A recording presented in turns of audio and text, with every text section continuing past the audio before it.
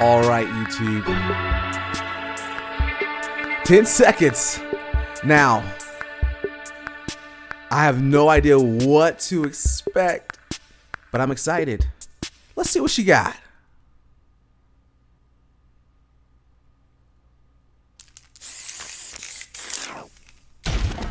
Okay. I hit the streets. That's the voice. Prove that I'm a fighter. Uh-huh. Keep up if you can. Oh, that's pretty cool. I like that design in 3D. Cool. Round one. Fight. Ooh. Ooh.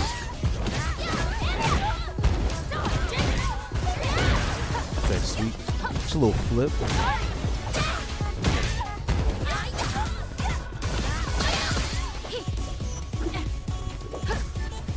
So she just be knifing fools in this game.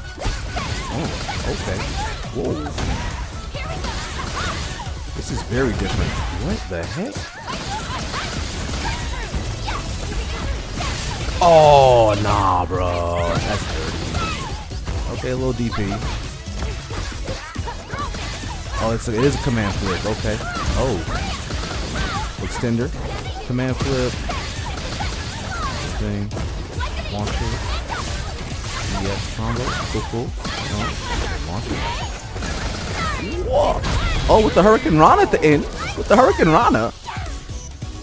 What even is this fighting style? A little bit of everything in this thing. Oh, alternate costume's pretty cool. Ooh, nice low. That crouching medium can be annoying. Oh, combo PPX version.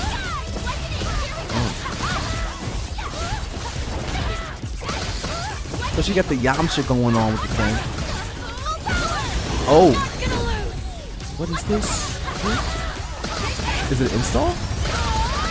Oh, she got the dash! Hit her with a dash! Oh, ooh. That's a real approach to it.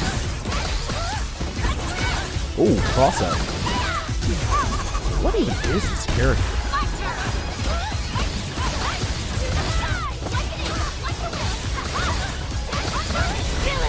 Okay. Huh.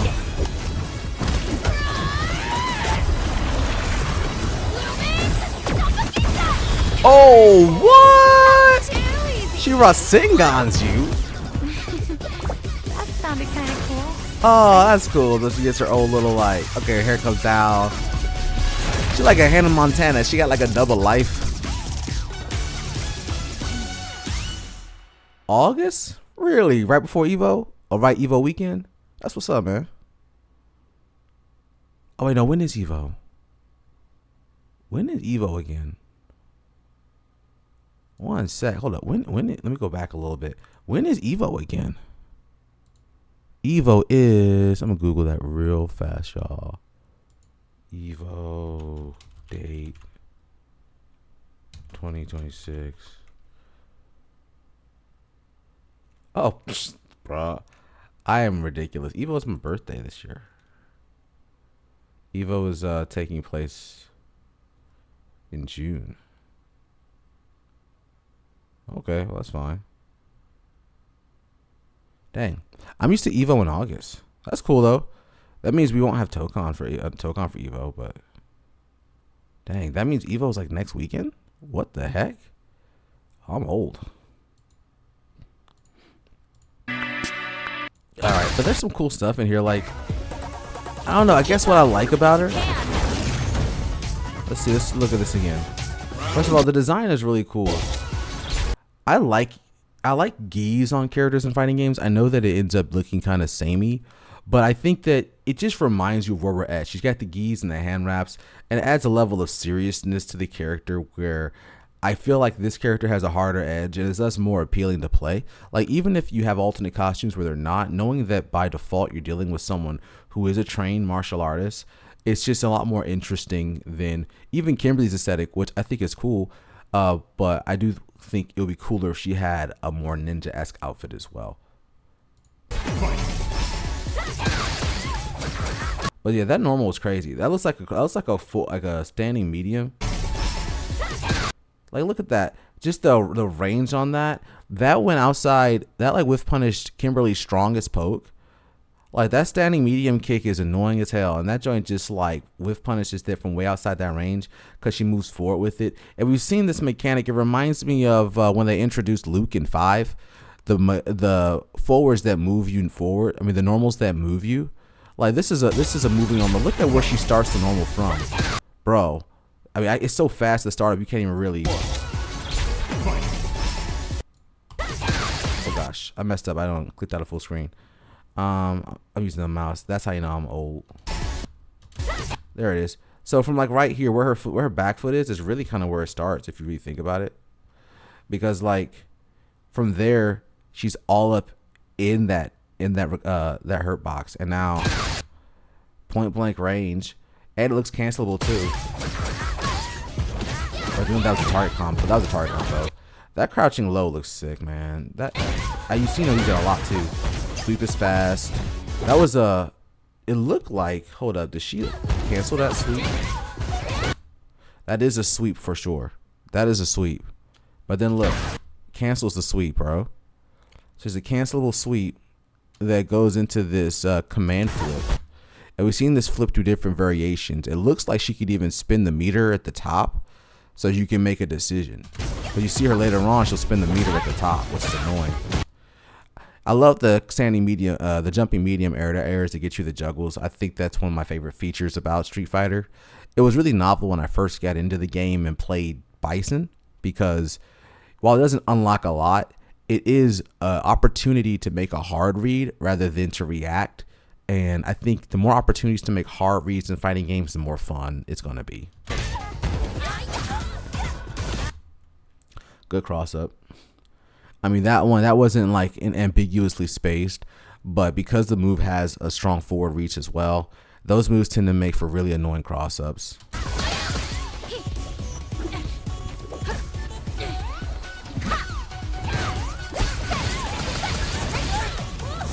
So this is interesting. You see there, she went and did the move, right? And it looks like it empowered her dagger. This to me is looking like a fixed version of Lily in a lot of ways. She has the advancing normals that are really good. Even a similar crouching medium kick to Lily's crouching medium kick. Also the fact that she uses a weapon. But if you notice there, when she did that move, and I'll see if I can go back just a little bit, she actually empowered that knife. So we'll start just a little bit further back. So, all right, get the block here. First of all, this move is disgusting. Clearly is going to low crush. Clearly will, which means you can get a hard read against people that really want to play that, walk forward crouching medium kick game with you. Looks like it's not necessarily 2- here. Maybe it is. Definitely wasn't punishable. But then we see the toes. Oh, that wasn't toes. She just checked that. Wow. Why is every time I press that button, it goes back to the title screen? Anyway, we didn't have blue stuff. Now we get blue stuff. And that blue stuff is going to stay on the dagger. And we noticed that when blue stuff was on the dagger last time, she was able to toss that joint like a boomerang. That didn't expend the blue stuff. It's still there. Blue stuff is on the dagger right now. All right, expends it. But what is spending it do? Oh, it didn't spend it. Now we're spending it. Does she keep it? I think she did, actually. That was safe. Nah, that can't be safe, bro. That either that was safe or that was plus. That cannot be. That's annoying, bro. That's annoying. But you know what? I would rather her have to do a chore to get a safe approaching move like that, or a plus frame approaching move like that. It didn't look like she was in throw range after that, which is important. That means that you can, if you know she wants to get that throw, you could check that joint. But at the same time, like the fact that she gets in there that fast without the drive rush screen freeze, I think that might be signifying a new meta for us, where rather than reacting to drive rush screen freeze, what you're reacting to or what you're up against are good traveling normals, kind of like Bison, which is nice. I'm not traveling normals, but traveling specials, because those traveling specials, they'll carry some priority with them. They'll move characters in, but they'll limit their options when they're up close. And that's way more fair than drive rushing in. And look, she's got blue stuff. It looks like it is enhancing this this Rekka or this combo right here. And it is creating a ground bound on in this combo. It did look to expend the blue on the dagger. No, she doesn't have the blue dagger anymore. So it looks like if she charges it, then she'll want to set up to spin later on more damage or setup. Which, of course, like the character is going to have a lot of good tools. The normals look amazing, but we're seeing once again a Jury / Lily situation where there is going to be a chore. That doesn't mean the character is going to be bad. It just means that ultimately the other tools the character has have to be threatening and annoying enough that you can still find a way to win without relying on that. And when you get it, you should be more powerful than the average character of the game. I'd argue if a character requires a chore, completing the chore should make the character stronger than a high tier character, because you had to earn the power, and it's temporary borrowed power because once it's spent, you'll be back to a weakened state. The optimal balance for a character like this would be that, let's say if on a tier list, they're like a B without their item, without their chore, and an S with their chore. That would be the optimal balance for this, but you know.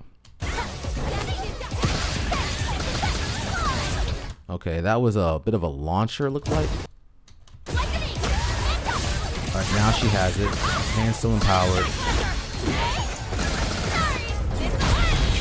I'm a bit confused as to what gives her stocks or empowerment and what doesn't.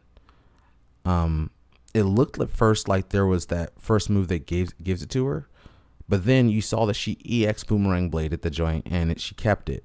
So maybe the EX, retains or doesn't spend, or maybe this has something to do with maybe there's another thing I'm not seeing with regard to this mechanic, but it does look pretty busted if that's what's going to be happening. Like, that's a very versatile move. It looks like you can just throw it out. Yep, still empowered. Thank you so much. Ready. That EX just powered it up for her. Okay. Mediums. That caught medium sick. Okay, now we get this again. Did she actually spend it there? It looks like she spent it. Yes, she did. Okay, so that extender spins it. Now she goes back in for the standing normal, the standing medium that is a multi-hit. Which, one thing about that standing medium as a multi-hit, it beats drive impact. Okay, that was actually sick. And one thing I wanted to highlight about that, I'm gonna just go back a little bit, is I'm curious as to whether she has to spin the meter before or in the air. Which, if she has to spin the meter within a window of committing to the command flip, then yeah, it looks like she spins the meter later. That creates an ambiguous situation, but also a very unique approach vector.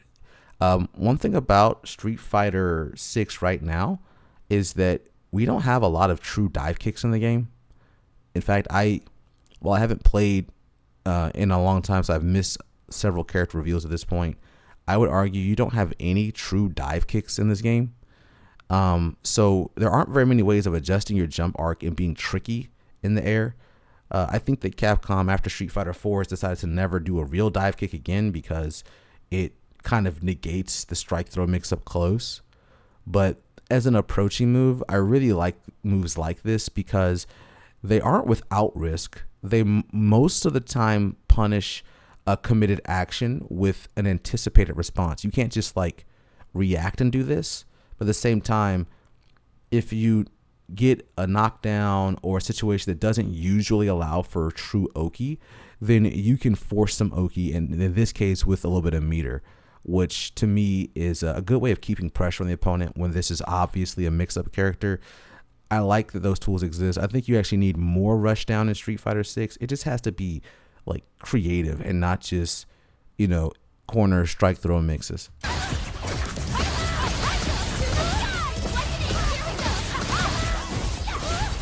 Okay. So you got the Yamcha. Looks like worked as an anti-air that time. Keeps the juggle state. And I think she's going to do the jumping medium here. No, she didn't. She just did the jumping or the command flip. It looks like heavy kick, which retains the juggle state, and then the standing medium we saw earlier, multi-hitter, and then goes in for the drive rush overhead. That was a pretty fast drive rush overhead also, by the way. It should also be noted that her overhead does appear to leave for airborne, which could be interesting in up-close situations, even without the drive rush for traditional Oki. If, let's say, for a strike throw, if this truly makes you overhead, you should be able to avoid being thrown. But yeah, that's a bit too fast. They might not count you overhead as airborne. We'll see.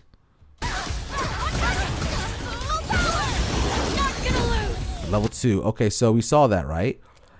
She looks like she empowered it forcibly, like a lot of installs do in this game. They give you whatever your cheat mechanic is or your chore mechanic is up front.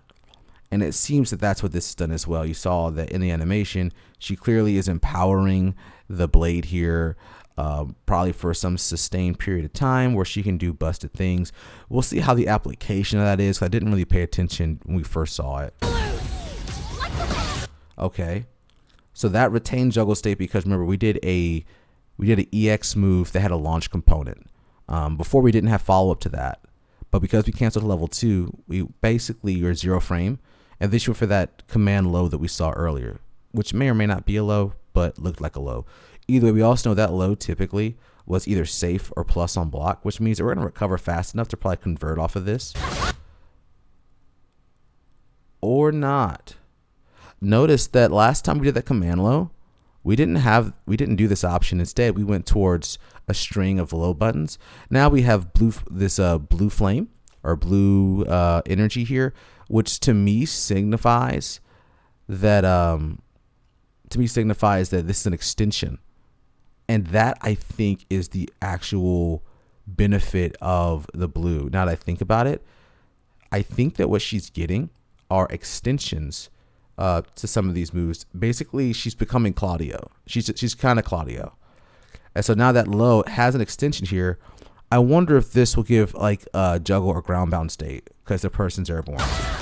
Juggle state, standing medium again, okay, empowered. Is this going to be ending the ground bound then? Because EX ground bound, and then the command. Yeah. I was a Nash main when Street Fighter V first came out, so this is just giving me the warm and fuzzies. Jeez, man, that's sick.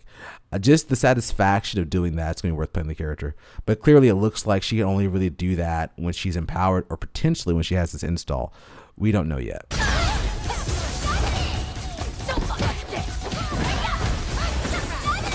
Okay, change trajectory.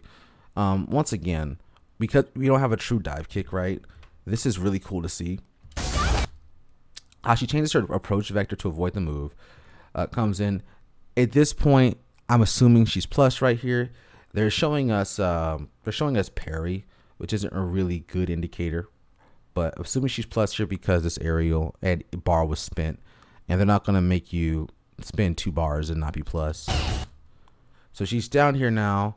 We could get a strike throw mix. Get the throw. Yep. Now the back throw. Back throws are notoriously hard. Either you get no Oki or hard to Oki after, because it's going to knock her full screen. But because she's not full screen, remember I mentioned earlier about approach moves being ways to force Oki in situations where you can't Oki, which makes us into a less obvious rushdown character. Because this is like, I was a Bison main in 5, and this is why I don't like Bison in 6, because if I get a throw like that, then all I can do is obviously drive rush in, and my options become fake the drive rush or commit to the drive rush, and that's kind of it. Like I can like stop here and whiff a throw to force like a DP or something, or I just go all in and just get DP level 3 or whatever.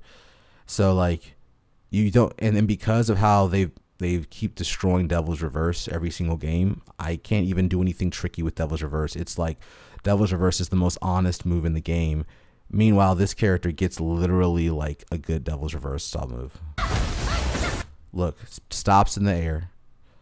Totally stops in the air. This is like Yashamaru type stuff, right? Stops in the air. Does she have to commit? Okay, in this case, she commits on the jump end. See, last time we saw her do the command and then commit on the back end for more horizontal movement, because she started here, then committed more horizontally across. I was able to get kind of like a hyper hop. Now she's getting more of a SNK super jump, but because she does this other option, she gets like a Yashamaru double jump, but it looks like it only has like one ender on it, which is going to be another plus frame kick like she got earlier in the exchange. Effectively getting the punish counter here. That's a big one because it. Wait, did that crumple stun? Or was it just? It might have just been the punish counter animation. I haven't actually played with Ingrid to know what her animations look like when she's punish countered. But yeah, definitely was good. And then do we still have? Are we still empowered? Yeah, still empowered. Spins it, still empowered. Gets them launched, still empowered. Then this one, still empowered. Spins it, launch again. This is level 3. No? Oh no, this was another situation like I talked about earlier. So this is one of the reasons why I might actually main this character, because we don't really have this kind of rush down in Street Fighter 6 yet. Take a look at this, right? So in this situation, we get this this like chips enough kind of, and she even has like the freaking reverse blade there. I love that so much. So we're taking advantage at this point of a reset, right? So what we did, and this is a really elegant choice for Capcom to put into the video here. It shows that they just respect their audience at least enough to not hold things back. What they showed was here. That's a suboptimal ender, right? That's a suboptimal ender because she could have canceled the first hit into DP and gotten more damage, and probably we don't know. I don't know whether or not that would lead to Oki. It likely wouldn't, but if anything, it would be an obvious Oki scenario. And in this situation, if you ever get hit with the normal as an ender to a juggle, know you're being reset, right? This is two different reads being made. One, the Yasmine player is going to be reading that the opponent is going to be teching, right? The defense against this is to just stay on the ground and let her whiff her timing and then just get up and punish, right? But the gambit is, I know you tech when I knock you down. I'm going to force a reset. I know you're mashing. And then I'm going to do this move. Now, there's the other option, right, that we already can kind of expect that's built into Street Fighter 6 would be I'll drive rush in and get plus frames and harass you more, and then force that strike throw, situation. And while that's how the game is played at a kind of, I guess you'd say, intermediate to upper intermediate level, in situations like this, it's much more important to be in your opponent's head as to what they're actually doing with their buttons. So what she's doing is she's getting this reset. She's going to do the fast, harder to see move and bet on the opponent not parrying, right? Because cross-ups are rare in Street Fighter 6. So the fact that they're giving us basically a command cross-up gives me actual hope that we could see Vega. But even if aside from that, right, like this is a reset situation where we're setting up another one of those not obvious Oki scenarios, which gives me a lot of hope for this game's rushdown future. Look at that. Once you see the reaction there, like, I don't even know what your tail would be. You'd have to see this. You'd have to see, probably hear the visual cue, see the dash anim, and just hold the opposite direction. And you get that with like seeing it a lot, just like Drive Rush, Drive Impact, and Drive Rush to an extent. But this is one of those things where you gotta decide if you want to hold back. Honestly, I would just parry. I would just parry this and not think about it. But you likely wouldn't be thinking about parry in this moment. And if you're burned out, this could be the end of the game. Because I'm willing to bet that on burnout, even if you block this, you're probably minus. And presumably the player could do it again. Though I think that for something like this, since she's kind of Nash analogous, to be honest, she'll probably be expending on this move. No, she didn't expend. So she can do it again. All right, cool, man. That's better. That's better. I don't know what chore she needs. I presume that first ender was the main chore to get the stack, but that's pretty cool. Okay. What? I just got a weird update. That was so weird. All right, so here we got our drive impact. Range looks terrible. Good. Range should be terrible in the drive impact for this character. We need things like that to be considered with character archetypes, right? If you have a rushdown character, some of the mechanics of the game should just not work for them very well, right? I would imagine this character's reversal sucks. I would imagine their drive impact is not going to be good aggressively, so it only really would be used on defense, like you see in this example. But they always do that example. But I'm saying, generally speaking, it's not going to be very good. Not going to reach very far, and typically you'll probably prefer other options to it. But we'll see what she does here with the level 3.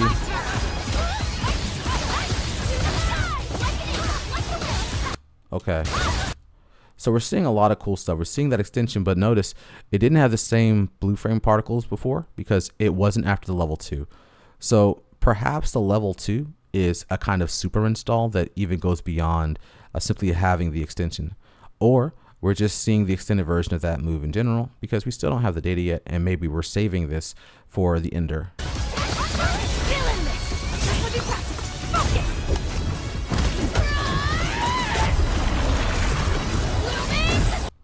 First of all, this is just a Rasengan.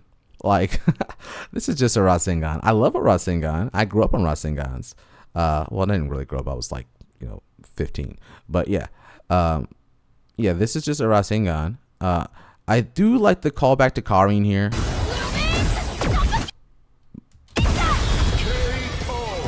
was too easy. That sounded kind of cool, right? All right, at first I was a bit nervous by the character. I think you can tell by the archetype that it was going to be a rushdown character. But I was a bit nervous in the beginning of the trailer when I started seeing what looked just kind of like more basic stuff. But when you break it down to what the strengths and weaknesses of the character are, what I see really now is a version of Lily that is fixed, so to speak. A lot more Oki options, a lot less chore focused, probably a bit more versatile, but also without the command throw, at least not an obvious command throw. We didn't see a command throw. It's going to be more striky. I think this reminds me a lot of like Milia from Guilty Gear, or any of your other, like, I guess you'd say like rushdown characters from other games.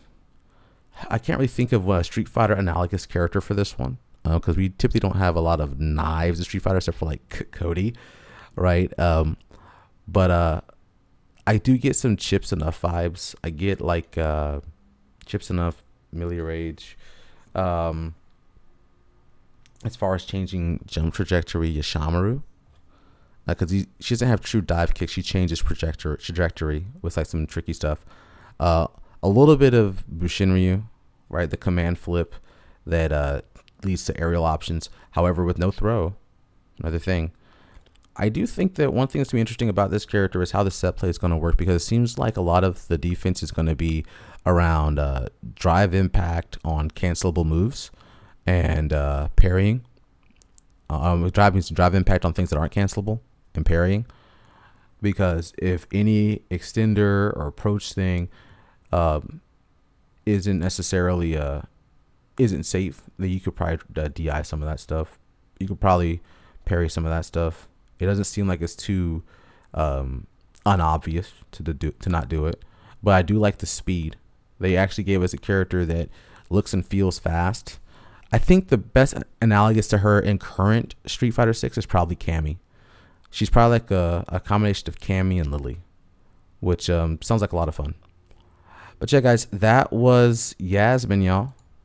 So let me know what you think about the character in the comments, or if you want to go in any more deep dives and stuff like this. I'm not necessarily a fighting game channel, but I'm a big fighting game fan, and it was great to review this live with you guys. So thanks so much for joining in, and I'll see you on the next one.